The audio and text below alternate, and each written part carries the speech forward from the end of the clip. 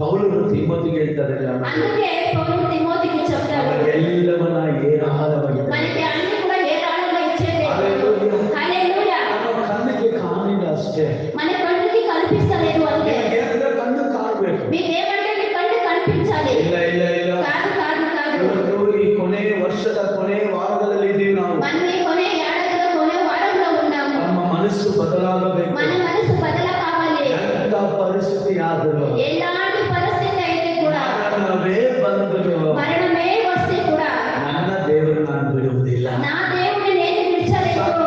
ಪರವಾಗಿಲ್ಲ. సత్యం పర్వాలేదు. ಅಂತ ಒಂದು ನಿರೀಕ್ಷೆ ಒಳಗಡೆ అలాంటి